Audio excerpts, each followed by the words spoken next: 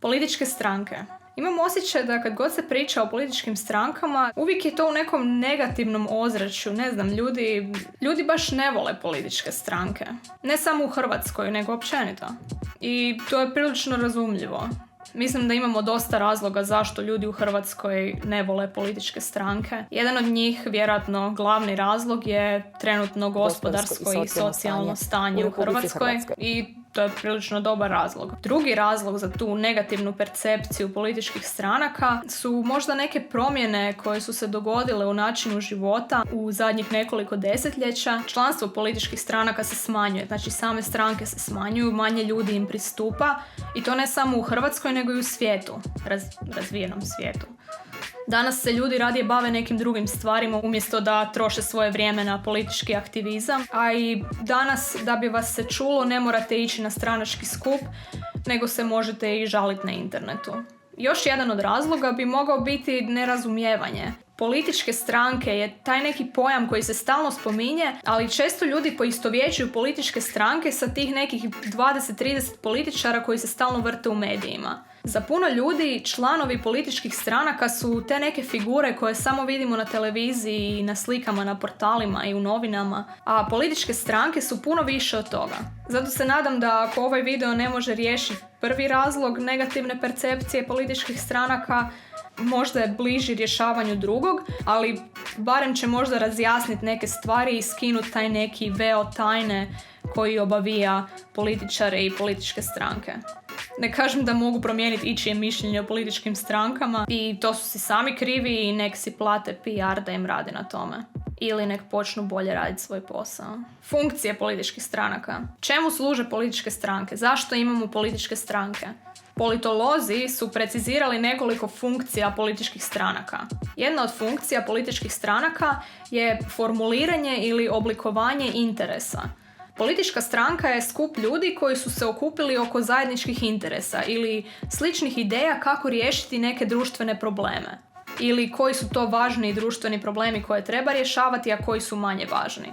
Kad se svi ti ljudi skupe oko zajedničkih interesa, oni moraju na neki način oblikovati jasan plan kako riješiti te probleme.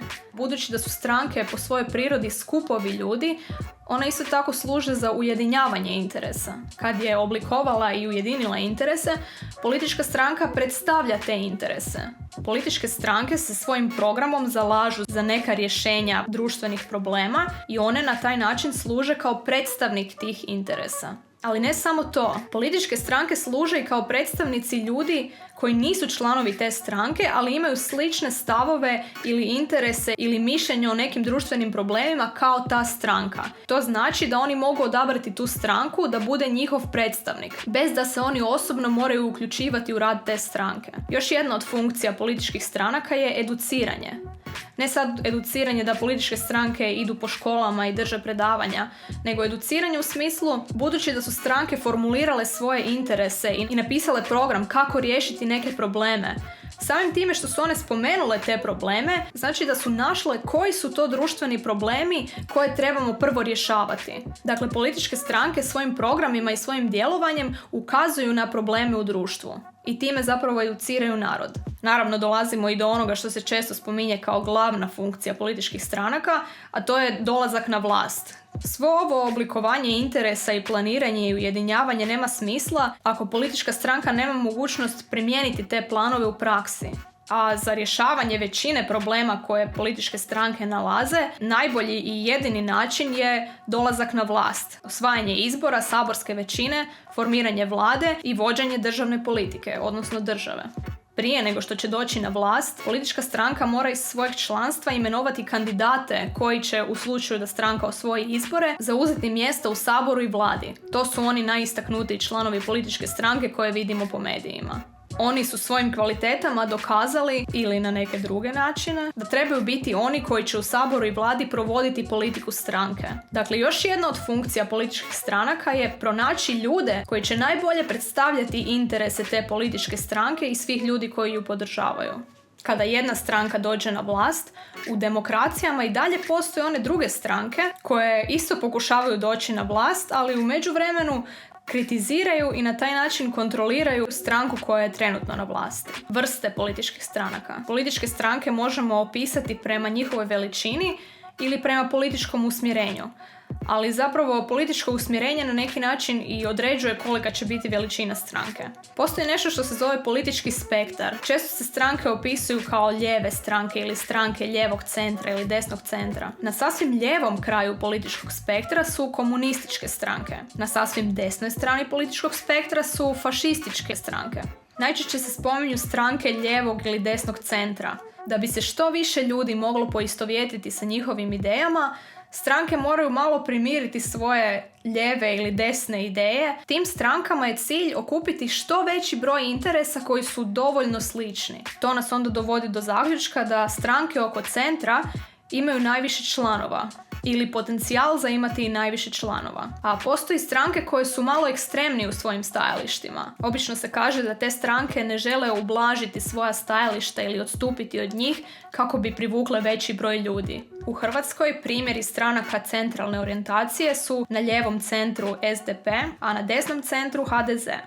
Primjer stranaka koje su nešto ljevije od lijevog centra, a kojima zadnjih godina raste popularnost u puno država zapadnog svijeta, su takozvane zelene stranke. Stranke koje izrazito naglašavaju važnost očuvanja prirode i održivog razvoja. Primjer takve lijeve stranke u Hrvatskoj je ORAH. Stranke koje su desnije od desnog centra su nacionalističke stranke kao što je UKIP u Ujedinjenom Kraljevstvu. Primjer takve desnije stranke u Hrvatskoj je Hrvatska stranka prava.